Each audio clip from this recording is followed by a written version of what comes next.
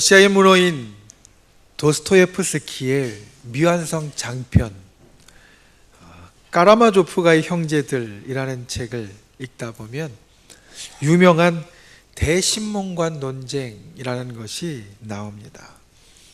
이 논쟁의 초입부에 예수님이 등장하는데 거기에서 예수님이 마을로 들어가려고 하자 촌장이 이 예수님을 막아서면서 다음과 같이 말하는 구절이 있습니다. 예수여, 우리 마을은 지금 아무 문제가 없습니다. 그러니 우리 마을로 와서 분란을 일으키지 마시고 제발 다음 마을로 가주시기 바랍니다. 오늘은 추수감사절입니다. 추수감사절에 나누는 감사에 대한 말씀을 준비하면서 이 촌장의 이야기가 이 시대를 사는 저와 여러분의 이야기가 아닌가 생각해 보게 되었습니다. 예수께서 우리 가운데 오시면 지금 잘 살고 있는데 오히려 더 분란만 생기고 오히려 더 어려움만 생기니 나는 예수님이 필요 없습니다. 나는 지금 가지고 있는 것으로 충분히 감사하고 충분히 기뻐하고 충분히 좋으니까 더 이상 감사하라는 이야기나 기뻐하라는 이야기나 다른 이야기가 내게는 필요 없습니다. 우리의 생각이 혹시 이 촌장과 같지 않은가? 그래서 저는 오늘 감사절에 잘 알려진 오늘 데살로니가 전서 5장 16절에서 18절 본문 말씀을 가지고 조금 생뚱맞게 좋은 성도라는 제목으로 말씀을 나누려고 합니다. 오늘 본문 말씀을 다시 한번 제가 읽어보겠습니다. 항상 기뻐하라, 쉬지 말고 기도하라, 범사에 감사하라. 이것이 그리스도 예수 안에서 너희를 향하신 하나님의 뜻이니라. 여러분, 과연 좋은 성도는 누구일까요? 좋은 성도는 이미 신앙에 있어서 하나님 앞에 있어서 완성되어서 반짝반짝 빛나는 사람이 아니라 이미 완전하게 좋기 때문에 좋은 성도가 아니라 어떤 성도가 좋은 성도인지 고민하는 성도가 좋은 성도가 아닐까. 여러분, 오늘 이 시간 우리는 이곳에 좋은 성도가 되기 위해서 모였습니다. 좋은 성도가 되려면 어떤 성도가 좋은 성도인지 고민해 보아야 합니다.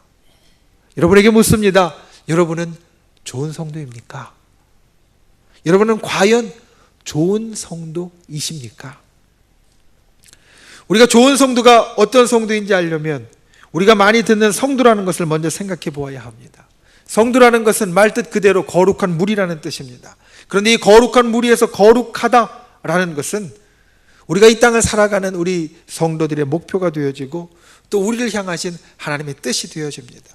그리고 이 거룩하다라는 것은 거듭 말씀을 드렸지만 하나님을 향한 구별됨을 의미하는 것이다. 거룩하다라는 것은 하나님을 향한 구별됨을 의미하는 것이다. 성도의 성도다움은 이 구별된 거룩함에서 나오게 됩니다. 세상 사람들이 우리를 성도로 인정하는 것은, 세상 사람들이 우리를 신앙인으로 인정하는 것은 바로 이 구별된 거룩함을 가질 때에 가능하다라는 겁니다. 구별되는 거룩한 사람들이 하나님의 백성이고 하나님의 백성은 그 구별된 거룩함을 이루기 원하는 하나님의 뜻을 이루는 무리입니다. 그러므로 우리는 이렇게 말할 수 있습니다. 좋은 성도는 하나님의 뜻을 이루는 성도이다. 오늘 말씀의 마지막에 그것을 말합니다. 너희를 향하신 하나님의 뜻이 이러하다. 그래서 오늘 본문 가운데 나오는 우리를 좋은 성도로 이끄시는 하나님의 뜻, 그 뜻을 깨닫고 이 땅에서 행함으로 저와 여러분이 날마다 좋은 성도로 만들어져 가는 귀한 분들이 되실 수 있기를 주님의 이름으로 축원을 드립니다. 첫 번째로 좋은 성도는 항상 기뻐합니다. 오늘 말씀의 시작이 이렇습니다. 항상 기뻐하라. 좋은 성도가 되기 위해서 우리가 가야 하는 것은, 하나님의 뜻은 바로 이 항상 기뻐하라는 것인데 처음부터 어렵습니다. 왜냐하면 항상 기뻐하는 것이 사실 우리에게 있어서 잘 되지 않는 것이기 때문에 그렇습니다. 탈무드에 보면 이런 이야기가 나옵니다. 하나님과 사랑에 빠진 한 여인이 물을 깃다가 우물에서 보석을 발견했습니다. 그리고 그 보석으로 아주 기뻐했습니다. 마침 그때 삶에 지치고 슬픔에 가득한 가난한 한 친구가 그녀의 집을 방문했다가 그녀가 하나님을 사랑하게 되어 인생의 참 기쁨을 경험한 이야기를 듣고 또 보석을 발견해서 그 기쁨이 더욱더 커진 것을 들었습니다. 보석 소리를 듣는 순간 그 친구는 나도 저런 보석만 가질 수 있으면 행복해질 수 있고 기쁠 수 있을 텐데 생각하다가 미친 척하고 그 여인에게 내 사정이 딱한데 그 보석을 나에게 줄 수 있겠느냐 묻습니다. 뜻밖의 그 여인은 기대도 하지 않았는데 그 여인은 그 친구의 말을 듣고 이렇게 말합니다. 그렇게 하자. 그리고 자기가 발견한 보석을 선뜻 건네어 줍니다. 이 친구는 아주 기뻤습니다. 자기 모든 어려움이 해결될 것 같았습니다. 그리고 그것을 가지고 이제 집으로 가는 그 먼 길을 가기 시작했습니다. 그런데 그 보석을 받아들고 길을 떠나 한참을 여행하는데 이상한 것이 자기에게 찾아옵니다. 처음에는 기쁜 것 같았는데 이 보석을 갖고 자기 혼자 이 먼 길을 가다 보니까 오히려 더 마음이 불안해지고 있더라라는 겁니다. 그리고 그것은 자기에게 깊은 생각을 하게 만들었습니다. 이 친구는 다시 발걸음을 돌렸습니다. 그리고 그 여인의 집으로 돌아가 보석을 되돌려주며 자기가 생각하고 깨달은 것을 이렇게 말합니다. 친구요, 나에게 필요한 것은 보석이 아니라 이 보석을 나에게 선뜻 건네어주던 당신의 마음이었어.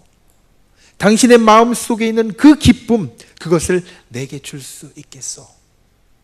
그러자 이 여인이 그 친구에게 성경 말씀을 들려줍니다. 느헤미야서 8장 10절의 말씀이었다라고 합니다. 여호와를 기뻐하는 것이 너희의 힘이니라.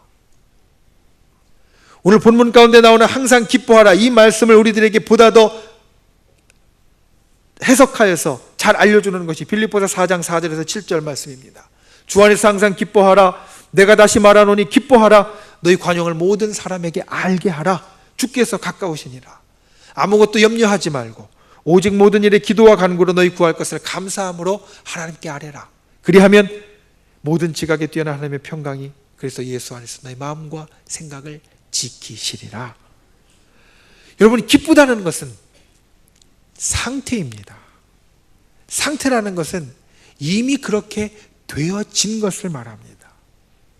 그런데 오늘 말씀은 그것을 우리에게 사뭇 다르게 말합니다. 너희는 기쁘다 라는 상태가 아니라 기뻐하라, 그 상태를 만들어 보라고 우리에게 이야기하시고 있다는 겁니다. 너희는 기쁘다가 아니라 항상 기뻐하라, 그와 같은 상태를 너희 속에 만들어라. 여러분, 기쁨은 외형적인 것이 아닙니다. 진정한 기쁨은 내면에서 나오는 것입니다. 그렇기 때문에 지울 수도 없고 막을 수도 없고 그리고 누를 수도 없이 저절로 솟아나는 것이 진정한 기쁨이 되어집니다. 이런 기쁨을 찾을 수 있는 것은 한 곳에서밖에 없습니다. 그것은 바로 주님 안에서만 가능하다라는 겁니다. 주님 안에서만 영원할 수 있다라는 겁니다. 주님이 우리와 함께 계시면 우리는 어떤 형편에 처하든지 환경에 상관없이 기뻐할 수 있습니다. 주님이 우리를 구원하셨기 때문에 우리는 어떤 형편에서든지 항상 기쁨을 생각할 수 있고 기쁨을 누리는 자가 될 수 있다는 겁니다. 장례 예배를 갈 때마다 느끼는 것이 있습니다. 주님의 구원이 우리 가운데 있으면 그 장례의 순간, 가장 슬픈 순간에도 우리는 기뻐할 수 있다. 주님이 우리를 살리셨고 살리시리라는 확신이 있으면 가장 눈물이 많이 날 그 순간에도 우리는 기뻐할 수 있다. 여러분, 주님이 우리들에게 주시는 그것으로 충분한 기쁨의 제목이 되지 않으십니까? 우리가 지금 이 시간 여기에 살아있다라는 그 사실과 우리가 숨을 쉬고 있다라는 그 사실과 주님 앞에 구원받은 자라는 사실과 성경에는 많은 약속과 소망이 나의 것이라는 사실이 우리에게 있어서 충분한 기쁨의 제목이 되지 않느냐라는 것입니다. 여러분, 가장 슬픈 순간에도 기뻐할 수 있는 분들이 되실 수 있기를 바랍니다. 이것이 하나님의 뜻은 항상 기뻐하는 것이고 좋은 성도는 바로 이 하나님의 뜻, 주께서 주시는 내면의 기쁨을 가질 수 있는 성도가 되어진다는 겁니다. 기뻐하는 성도들이 좋은 성도들입니다. 기뻐하는 성도가 하나님 앞에 좋은 성도로 되어지는 성도들입니다. 그러므로 삶 가운데 항상 기뻐할 수 있는, 주께서 우리들에게 주시는 그 구원만으로도 기뻐할 수 있고 내가 살아있다는 것만으로도 기뻐할 수 있는 그런 저와 여러분이 다 되실 수 있기를, 그런 좋은 성도가 되실 수 있기를 주님의 이름으로 축원을 드립니다. 두 번째로, 좋은 성도는 쉬지 않고 기도합니다. 쉬지 않고 기도하는 것, 항상 기뻐하는 것만큼 사실 쉽지 않은 것입니다. 기도는 호흡이라고 합니다. 그래서 중세 수도자들은 호흡기도, 숨기도라는 것을 실제로 했었습니다.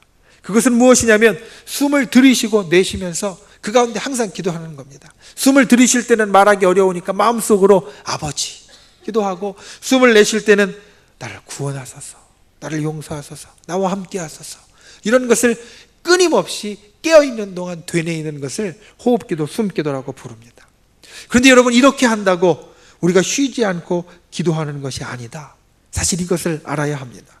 쉬지 않고 기도한다는 것은 다음과 같은 것입니다. 언제나 기도하는 정신으로 긴장하고 살아가면서 규칙적으로 기도를 습관적으로 하는 것, 항상 우리의 삶 가운데, 우리의 삶의 모든 순간에 하나님과 대화하듯이 살아가는 것, 그것이 바로 쉬지 않고 기도하는 진정한 기도가 된다는 겁니다. 몇 년 전 유행했던 주기도문 해설이 있습니다. 남미 우루과이의 한 작은 농촌 교회 벽에 붙어 있다라고 알려진 주기도문 해설. 그 내용은 이렇습니다. 주님께서 가르쳐 주신 기도를 드릴 때 하늘에 계신이라고 하지 말아라. 세상 일에만 빠져 있으면서. 우리라고 하지 말아라. 너 혼자만 생각하고 살아가면서. 아버지라고 하지 말아라. 내 아들, 딸로 살지 않으면서. 아버지 이름이 거룩히 여김을 받으시오며 라고 하지 말아라. 오직 자기 이름을 빛내기 위해 안간힘을 쓰면서. 아버지의 나라가 임하옵시며 라고 하지 말아라. 오직 물질 만능의 나라가 임하기만을 원하면서. 하나님의 뜻이 하늘에서 이루어진 것 같이 땅에서도 이루어지소서라고 하지 말아라. 내 뜻대로 되기만을 기도하면서. 오늘날 저희에게 일용할 양식을 주옵시고 라고 하지 말아라. 가난한 이들을 본체 만체 하면서. 우리에게 죄 지은 자를 사하여 준 것 같이 우리 죄를 사하여 주옵시고 라고 하지 말아라. 누군가에게 아직도 앙심을 품고 있으면서. 우리를 시험에 들게 마옵시고 라고 하지 말아라. 죄 지을 기회만을 찾아다니면서. 다만 악에서 구하옵소서라고 하지 말아라. 악을 보고도 아무런 양심의 소리를 듣지 않으면서. 아멘이라고 하지 말아라. 주님의 기도를 진정한 나의 기도로 드리지 않으면서. 이것을 보면서 이 기도 해설이 우리가 하나님 앞에 기도하는 그 모습을 적나라하게 보여주는 것이 아닌가 생각합니다. 기도의 부담을 느끼면서 자주 하려고 하니 전심으로 기도하기가 어렵고, 오히려 기도가 나와 하나님 사이에 나누는 유익한 대화라기보다는 부담스러운 것이 되어버렸다는 겁니다. 그런데 곱씹어 보면 오늘 우리에게 하나님께서 말씀하시는 쉬지 말고 기도하라 라는 이 말씀은 좋은 성도가 되려는 우리에게 참으로 놀라운 약속의 말씀인 것을 우리는 알 수 있습니다.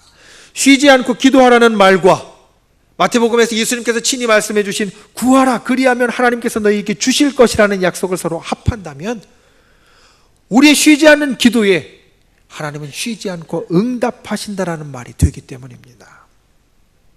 살아가면서 요즘 삶에 역사가 없으십니까? 요즘 삶이 무기력하십니까? 되는 일이 없다고 느껴지십니까? 하나님께서 더 이상 나를 위하여 일하지 않는 것 같이 느껴지십니까? 생각되십니까? 그렇다면 여러분이 지금 기도하고 있는지 한번 돌이켜 보십시오.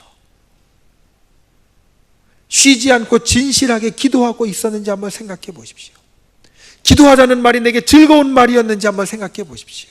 아니면 기도하자는 말이 내가 피하고 싶고 부담스러운 말이었는지 생각해 보십시오. 그리고 기억하십시오. 기도하면 하나님의 역사가 있습니다. 기도하면 하나님께서 우리를 위하여 일하십니다. 기도하면 우리가 좋은 성도가 되어진다라는 겁니다. 그리고 또 한 가지 기억할 것이 있습니다. 그것은 기도가 기쁨과 감사의 근원이 된다는 것입니다. 힘들고 불행해하는 것은 기도하지 않아도 언제나 어디서든지 얼마든지 우리가 찾을 수 있습니다. 하지만 기뻐하고 감사할 것은 기도하지 않으면 우리가 하나도 찾기 어렵다는 겁니다. 기도하면 하나님의 음성을 듣게 되고 우리 삶에 역사하시는 하나님의 손길을 찾게 되고 그 손길에 기뻐할 수 있지만, 기도하지 않으면 마치 숨바꼭질같이 하나님께 감사하고 기뻐할 것을 찾을 수 없게 되어지기 때문에 우리 삶의 기쁨과 감사가 점점 더 사라지게 된다는 겁니다. 삶의 기쁨과 감사가 떨어졌다면 다른 것보다 한번 자신을 돌이켜서 내가 여전히 기도하고 있는가를 생각해 보십시오. 그리고 기도를 회복함으로 이것을 다시 찾는 분들이 되시기를 주님의 이름으로 부탁을 드립니다. 여러분, 하나님의 뜻, 쉬지 말고 기도하라. 이것은 우리로 기도의 약속을 믿고 기도의 능력을 의지하는 사람이 되라라는 것입니다. 그리고 그 기도 가운데 기쁨과 감사를 회복하는 자가 되라라는 것입니다. 쉬지 않고 하나님과 대화하는 분들이 되시기를 바랍니다.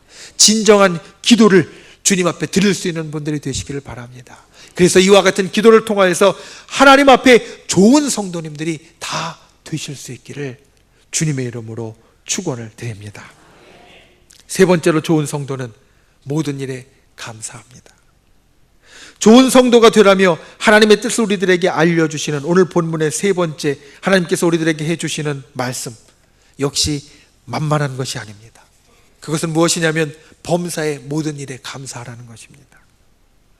왜냐하면 우리는 감사가 희미해져가는 시대에 살고 있기 때문입니다. 사람들은 생각합니다. 사람들은 말합니다. 좋은 일, 잘 되는 일은 내 덕이고 내 탓이라고 생각하고 감사하지 않습니다. 나쁜 일, 힘든 일은 네 덕, 네 탓이라고 생각하며 우리 입에 불평이 늘어납니다. 감사가 사라지고 불평이 늘어나는 것이 일상적이고 어색하지 않은 시대에 우리가 살아가고 있다는 겁니다. 그러한 삶을 살면서 그러한 시대 속에서 우리가 모든 일을 하나님 덕이요 하나님 탓이라고 말하면서 감사하는 삶을 산다는 것은 결코 쉽지 않습니다. 한 CF에서 헬렌 켈러의 이야기를 이야기했던 것 기억하십니까? 맹인이었던 헬렌 켈러가 쓴 3일 동안만 볼 수 있다면 이라는 책이 있는데, 그 가운데 보면 헬렌 켈러가 3일 동안 볼 수 있다면 자기가 하고 싶은 일 3가지를 말합니다. 만일 내가 사흘간 볼 수 있다면 첫날에는 나를 가르쳐준 설리반 선생님을 찾아가 그분의 얼굴을 바라보겠습니다. 둘째 날에는 새벽에 일찍 일어나 먼동이 터오는 모습을 보고 싶습니다. 저녁에는 영롱하게 빛나는 하늘의 별을 보겠습니다. 셋째 날에는 아침 일찍 큰 길로 나가 부지런히 출근하는 사람들의 활기찬 표정을 보고 싶습니다. 점심때는 아름다운 영화를 보고 저녁에는 화려한 네온사인과 쇼윈도우의 상품들을 구경하고 이제 집에 돌아와 사흘간 눈을 뜨게 해주신 하나님께 감사의 기도를 드리고 싶습니다. 그런데 생각해 보면 사랑하는 사람의 얼굴을 본다는 것이나 먼동을 트고 해가 지는 것, 그리고 밤에 별을 보는 것이나 사람들의 얼굴 출근하는 그 표정을 보고 영화를 보고 그리고 상품들을 구경하는 것, 이 모든 것들은 우리가 일상적으로 누리는 것들입니다.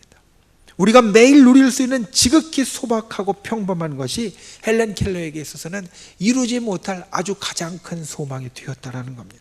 우리는 사소한 것에서 감사할 제목을 찾지 못하는 것을 당연한 것처럼 생각합니다. 내게 있는 일상의 일들 가운데에서 내가 감사의 제목을 찾지 못하는 것을 너무나 자연스럽게 여깁니다. 그런데 여러분, 돌이켜보면 감사하고자 한다면 감사할 것이 우리 주변에 얼마나 많은지 모릅니다. 생명을 주신 것이 감사합니다. 두 눈으로 보는 것이 감사합니다. 두 발로 걸어 다닐 수 있는 것 감사합니다. 우리가 찾으면 감사할 것이 우리 주변에 넘칩니다. 큰 일은 우리들에게 감사할 수 있는 자연스러운 기회를 줍니다. 큰 일이 나에게 생기면 우리는 하나님 앞에 저절로 감사할 수 있습니다.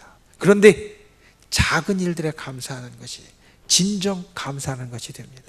이것을 한번 생각해 보십시오. 몸이 약한 사람은 1년 사시사철이 괴롭습니다. 봄이 되면 노곤해서 싫고 꽃가루 때문에 싫고, 여름은 더워서 힘 못 쓰니까 싫고, 가을에는 환절기라 감기가 자주 들어서 콜록콜록거려서 싫고, 겨울은 추워서 이불 속에만 들어가 있어야 되니 싫습니다. 그런데 건강한 사람은 이것이 전혀 다릅니다. 봄은 꽃이 피고 그리고 아름다운 자연이 다시 되살아나니 좋고, 여름은 강으로 바다로 해수욕을 즐길 수 있어서 좋고, 가을이면 단풍된 산을 등산하고 여행할 수 있어서 좋고, 겨울에는 흰 눈이 있으니 그것을 즐길 수 있어서 좋다라는 겁니다. 건강하면 1년 사시사철이 어느 때이고 좋지 않은 때가 없습니다. 우리 신앙도 마찬가지입니다. 우리가 건강한 신앙, 좋은 신앙을 갖고 있으면 모든 일에 감사할 수 있는 그런 일이 우리에게 나타나지만, 병든 신앙, 나쁜 신앙을 갖고 있으면 1년 사시사철이 감사의 조건이 넘침에도 불구하고 항상 불평과 불만이 우리 입 가운데 떨어지지 않는다라는 겁니다. 우리가 항상 감사하려면 하나님께서 우리에게 궁극적으로 모든 것을 유익하게 하신다는 것을 믿고 확신해야 합니다. 로마서 8장 28절에 있는 것 같이 믿는 자들에게는 모든 것이 합력하여 선을 이룬다라는 것을 굳게 믿어야 합니다. 온 우주 만물이 하나님의 소유이며 우리의 모든 것이 하나님께서 주실 수도 있고 취하실 수도 있다는 사실을 인정해야 합니다. 우리에게 주시는 하나님의 처분에 만족해야 하고, 이것이 나를 궁극적으로 유익하게 한다는 것을 굳게 믿어야 합니다. 그때 우리는 하나님 앞에 감사할 수 있습니다. 유명한 나폴레옹의 네잎클로버 이야기가 있습니다. 나폴레옹이 전쟁터로 가는 중 네잎클로버를 보았습니다. 흔히 볼 수 없는 것이기 때문에 신기하여 몸을 숙여 그것을 땄습니다. 마침 그때 총알이 그의 몸을 비껴갔습니다. 그래서 네잎클로버는 행운을 상징합니다. 네잎이 있는 클로버는 행운이라는 것을 상징합니다. 그런데 여러분, 세잎 클로버의 꽃말이 무엇인지 아십니까? 세잎 클로버는 행복이라는 꽃말을 갖고 있습니다. 네잎 클로버는 행운이지만 세잎 클로버는 행복이라는 것입니다. 세잎 클로버는 우리 주변에 많습니다. 그런데 행복이 마치 이와 같은 것 같습니다. 우리 주변에 너무 가득해서 우리가 모르기 때문에, 우리가 거기에 관심을 두지 않기 때문에 우리가 행복한 것을 모르고 오로지 있을지 없을지 모르는 행운만 찾아다니면서 인생 가운데 감사하지 못하고 행복을 잊어버리는 삶이 우리의 삶이 되지 않느냐라는 겁니다. 우리 주변에 행복이 가득함에도 불구하고 행운만 찾아다니면서 하나님께서 우리들에게 주신 행복하게 될 모든 기회를 그냥 떠나보내는 사람들이 우리가 되지 않느냐라는 겁니다. 미국 뉴욕대학교 의대 부속 건물인 대학센터에 다음과 같은 글이 새겨져 있습니다. 큰 일을 하기 위해 힘을 달라고 기도했더니 겸손을 배우라고 연약함을 주셨다. 많은 일을 해낼 수 있는 건강을 구했는데 가치 있는 일을 하라고 병을 주셨다. 행복해지고 싶어 부유함을 구했는데 지혜로워지라고 가난을 주셨다. 세상에서 칭찬을 받고자 성공을 구했더니 뽐내지 말라고 실패를 주셨다. 내가 구하는 것은 하나도 안 주셨지만 진정 내가 필요한 모든 것을 주셨다. 이와 같은 마음이 감사의 마음입니다. 그리고 이와 같은 마음을 갖는 성도가 좋은 성도입니다. 저 여러분이 그와 같은 분들이 될 수 있기를 주님의 이름으로 축원을 드립니다.